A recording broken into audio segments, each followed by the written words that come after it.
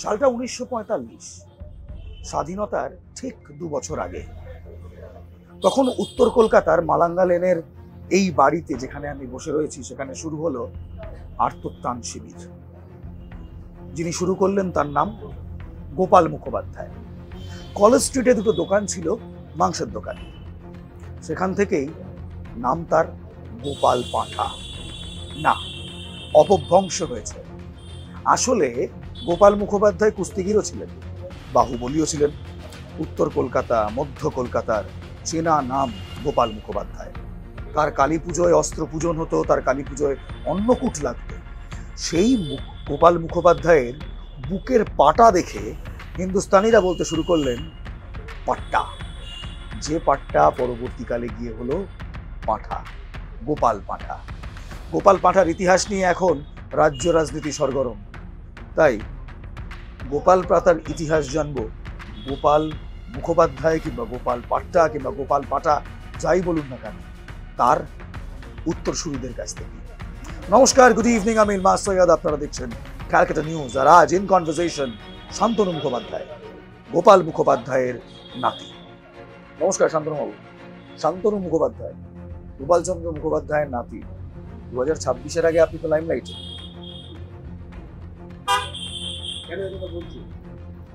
সংবাদ মাধ্যমের শিরোনাম থেকে শুরু করে আজকে স্বাধীনতার ৭৯তম বছরে হঠাৎ করে গোপাল মুখোপাধ্যায় প্রাসঙ্গিকই নয়, কিছু রাজনৈতিক দলের তুরুপেত্তা স্ট্রামকার্ড হয়ে যাচ্ছে। রাজনীতির একেবারে মেরুকরণের রাজনীতির শিরোনামে এসে গেছেন। ঠিক না ভুল?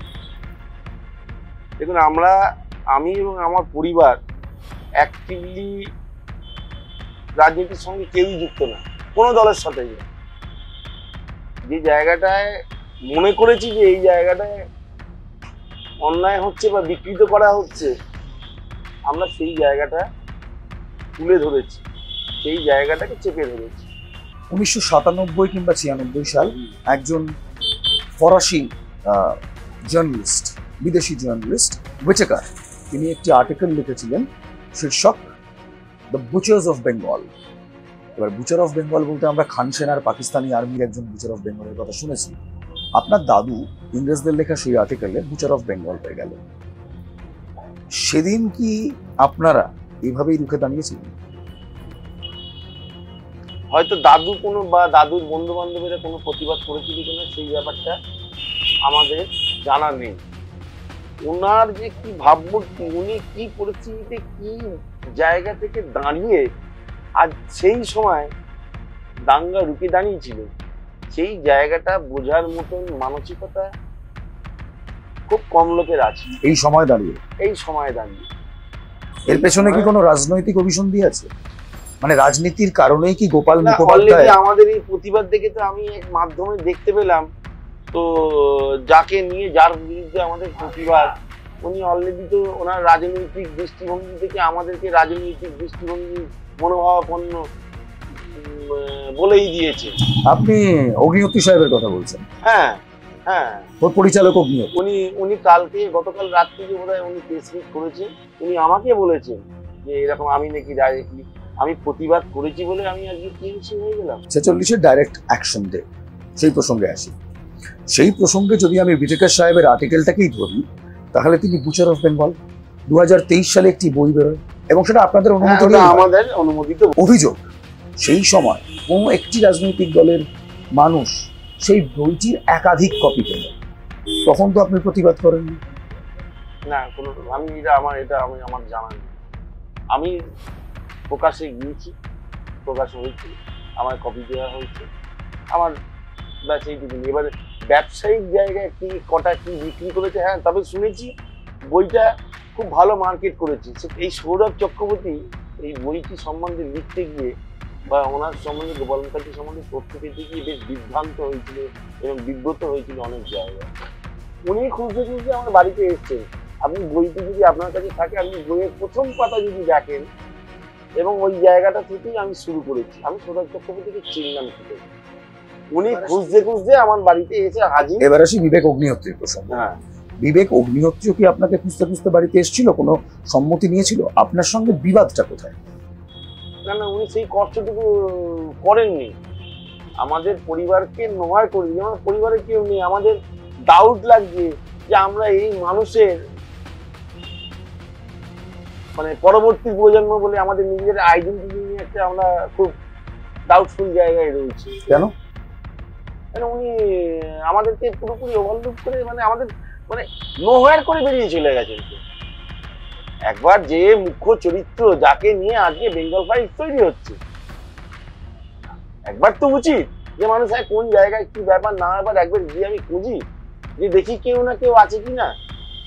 মানছি না কাউকে না পেলে পাড়ার চায়ের দোকান থেকে আপনি ইনফরমেশন নিয়ে যাবেন, মানছি চায়ের দোকানটাও যদি না থাকে উল্টো ফুটের কোনো স্টলে খুঁজবেন বা কোনো পুরোনো দোকানে গিয়ে ইনফরমেশন নেবেন। কিন্তু আগে তো একবার চেষ্টা করবো যে দেখি আগে সেই পরিবারটা, সেই বাড়িটা আছে কিনা। যদি সেই বাড়িটাও যদি না থাকে, হাত বদল হয়ে যায়, সেখানে কোনো লোকও আছে কিনা বা সেটা সংগ্রহশালা হয়ে গেছে কিনা। উনি সেই কষ্টটুকু করেননি, অর্থাৎ শুনেছি লোকমুখে শোনা যে এরকম একটা সিনেমা তৈরি হচ্ছে, এরকম নাকি বছরের পর বছর উনি দীর্ঘ মাস দিন ধরে যাওয়া আসা করেছেন, কিন্তু সেই কষ্টটুকু উনি করেননি যে একবার এসে খোঁজ করে দেখি যে গোপাল মুখার্জির পরিবারের কোনো মানুষ আছে কিনা। অর্থাৎ আপনি বলছেন পরিচালক বিবেক অগ্নিহোত্রী এই গোটা বেঙ্গল ফাইলস নির্মাণ তার প্রোডাকশন চলাকালীন একদিনও গোপাল মুখোপাধ্যায়ের পরিবারের লোকের সঙ্গে যোগাযোগ করেন? হ্যাঁ, আরেকটা ব্যাপার না, যোগাযোগটা 100% করেনি, তবে আমরা কিন্তু সিনেমা হওয়াতে বিরোধী নয়। আপনারা কিসের বিরোধী? আমরা কিন্তু মূর্তি বসাতে বিরোধী নয়। তার যা কর্মকাণ্ড, অনেক আগে সিনেমা হওয়া উচিত ছিল, একটা কেন এরকম 1000টা সিনেমা হতে পারে। আমরা সিনেমা হওয়াতে বিরোধী নয়, কিন্তু তার যা সত্যি যে উনি যে কাজটা করেছিলেন সেই কাজটাকে জনগণ জানুক, পরবর্তী প্রজন্ম জানুক, বর্তমান মানুষ জানুক, একটা দৃষ্টান্ত হয়ে থাক। হুইটেকার সাহেব তার 1997 সালে একেবারে আপনার দাদুর সঙ্গে সাক্ষাৎকার তিনি নিয়েছিলেন এবং তারপর তিনি যে আর্টিকেল লিখছেন তাতে বলছেন 800 জন ছেলে তার আন্ডারে ছিল, সবার হাতে পিস্তল তুলে দিয়েছিলেন, কারো হাতে দা তুলে দিয়েছিলেন, কাটারি তুলে দিয়েছিলেন, এবং তিনি মুসলিম লীগ এবং সুরেওয়ার্দির যে সেই সময় যে প্ল্যান ছিল হিন্দু নিধন পর্ব সেটাকে আটকেছিলেন, ঠিক না? বল, দাঙ্গাটা পরিচালিতই হয়েছিল মুসলিম লীগ দ্বারা। এটা ব্যাপারে তো এই ইতিহাসে তো শান্তনু মুখার্জি বিকৃত করার বা ভুল করার ক্ষমতা নেই, এটা ইতিহাস। তো অটোমেটিক্যালি সেই জায়গাটাকে যদি আমাকে সেভ করতে হয়, আমাকে যদি তাদের হাত থেকে বাঁচতে হয়, তো অটোমেটিক্যালি মুসলিম লীগ যারা দাঙ্গাবাজ তাদের বিরুদ্ধেই আটকাতে হয়েছে, তাদের সঙ্গেই লড়াই করতে হয়েছে, অস্ত্রের উপরে তাদের উপরেই করতে হয়েছে। তাহলে আজকে বেঙ্গল ফাইলস কি সেইটা দেখিয়েছে না অন্য কিছু দেখিয়েছে? আপনার কি মনে হয়? আমরা সিনেমাটা তো দেখতেই পারিনি, উনি তো আমাদের জানানোর, আমাদের সঙ্গে একবার দেখা করা, কিছু না একবার বসে এক কাপ চা মানুষ বাড়িতে পেয়ে যেতে পারে, তো সেই অবকাশটুকু উনি আমাদেরকে জানাননি। তা আপনার কোন কোন জায়গাগুলোতে মনে হয়েছে বিকৃত করা হয়েছে? মানে কি কি উনি যে কথাটা ব্যবহার করেছেন, কলকাতা আমি কাসাই থা, একটা রেভলিউশনারি ব্যাকগ্রাউন্ড, যে মানুষ, যার পূর্বপুরুষ এবং যে মানুষটা ভারতবর্ষের স্বাধীনতা আন্দোলনে অংশগ্রহণ করেছে, যে ব্যাকগ্রাউন্ড থেকে এসে তার ফলস্বরূপ হচ্ছে 46-এর দাঙ্গার আজকে কলকাতা শহর সেট এবং ভারতবর্ষের মানচিত্র আজকে আজ অব্দি অক্ষুণ্ণ রয়েছে। না, যে প্ল্যানটা ছিল সেই প্ল্যান অনুযায়ী যদি চলতো তাহলে আজকে আমরা পূর্ব পাকিস্তান বা বাংলাদেশের অভ্যন্তরে থাকতাম। এই যে সেট ব্যাপারটা, এই যে ওই রেভলিউশনারি ব্যাকগ্রাউন্ড থেকে এসে এই যে ছেলেদেরকে সংগঠিত করে প্রয়োজনে হাতে অস্ত্র তুলে দিয়েছেন, সেই অস্ত্র করে দাঙ্গাকারীদের উপর করে সেই জামকাটাকে আস্তে আস্তে স্বাভাবিক জায়গায় নিয়ে আসা, এই নিয়ে আসা ব্যাপারটা, এই ব্যাপারটা কিন্তু আমাদের দিক থেকে তো কোনো আমরা ভুল দেখছি না, এটা তো ইতিহাস, এটা উনি করেছেন। এবার সিনেমাটা আমরা উনি কি করেছেন আমরা দেখতে পারিনি, আমাদের সেই সুযোগই নেই। তাহলে আপনারা যে আপত্তি প্রকাশ করছেন, আমরা আপত্তি প্রকাশ করেছি ওনার বক্তব্যে। কিছু কিছু জায়গায় উনি এইরকম পাঁঠাটা কে, পাঁঠা তো মাংস আপনিও খান আমিও খাই, তো সেই পাঁঠা 46-এর দাঙ্গায় রুখে দাঁড়িয়েছিল। আপনি সম্মান দিতে পারছেন না, আপনি অসম্মান করছেন মানুষটাকে। একগাল দাড়ি, চুলটা উঁচু করে জটায় বাঁধা গোপাল মুখোপাধ্যায় হয়তো ভাবতেই পারেননি যে স্বাধীনতার ৭৯তম বছরে এতটা গুরুত্বপূর্ণ হয়ে যাবে তার নাম, ইতিহাসে তার অবদান। একটা ছোট্ট বিরতি নিচ্ছি, বিরতির পর ফিরে আসছি। দেখতে থাকুন ক্যালকাটা নিউজ।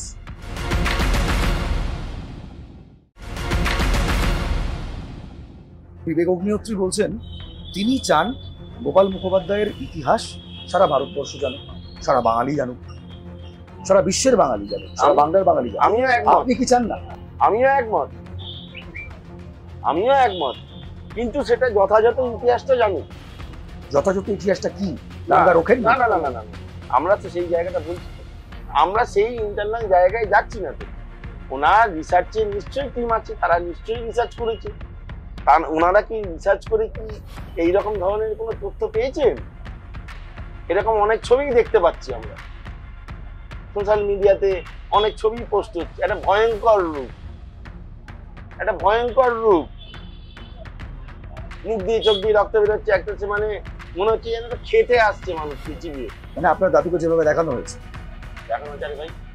আচ্ছা, এখানে একটা কথা বলুন তো, আপনি কি মানেন, আপনি কি আমার সঙ্গে সহমত যদি এই ন্যারেটিভটা যেটা এখন এই মুহূর্তে সর্বত্র রয়েছে এবং আমিও দেখছিলাম একাধিক জায়গায় রয়েছে, সেদিন যদি আপনার দাদু অর্থাৎ গোপাল মুখোপাধ্যায় রুখে না দাঁড়াতেন তাহলে বাংলায় হিন্দুদের অস্তিত্ব সংকটে পড়ত?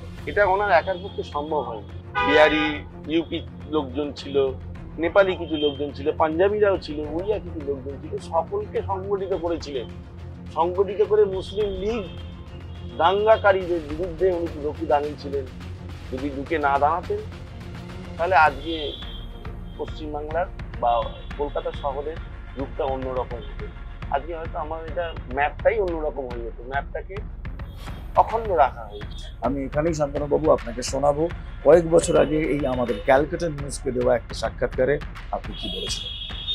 হোসেন সাইদ সোহরাওয়ার্দী এবং মোহাম্মদ আলী জিন্নাহ, খাজা নিজামুদ্দিন ইত্যাদি অন্যান্য মুসলিম লীগের নেতারা একটা বিরাট বড় চক্রান্ত করেছেন। চক্রান্তটা হচ্ছে গঙ্গার এপার থেকে টোটাল জায়গাটা পূর্ব পাকিস্তান, তখনকার দিনে পূর্ব পাকিস্তান, বর্তমানে যেটা বাংলাদেশ, তার মধ্যে অন্তর্বর্তী চলে যাবে এবং গঙ্গার ওপার থেকে যে এরিয়াটা থাকবে সেটা পশ্চিমবাংলা বা ভারতের সীমানার মধ্যে পড়বে। এছাড়াও আরও যেমন হচ্ছে ধরুন শহীদ মিনার, ভিক্টোরিয়া মেমোরিয়াল, টালার ট্যাঙ্ক, জাদুঘর ইত্যাদি এই সমস্ত যত ভারত মানে কলকাতায় যত স্থাপত্য রয়েছে এই ধরনের, এগুলো সমস্ত বম্বিং করে উড়িয়ে দেওয়া হবে। এই রকম একটা প্ল্যান, মানে এই রকম একটা ব্লু প্রিন্ট, এই টোটাল কাগজটা গোপালবাবুর মানে গোপাল মুখোপাধ্যায়ের কাছে, মানে আমার দাদু যিনি, ওনার কাছে এসে পৌঁছয়। এবং সেটা কিভাবে ওনার কাছে এলো, লেলিন সরণি বর্তমানে যেটা ধর্মতলা স্ট্রিটে ওয়াচেল মোল্লা বিল্ডিংকে এখনও বর্তমান, সেই বিল্ডিংয়ের দুতলায় এক নামজাদা বাইজি থাকতেন।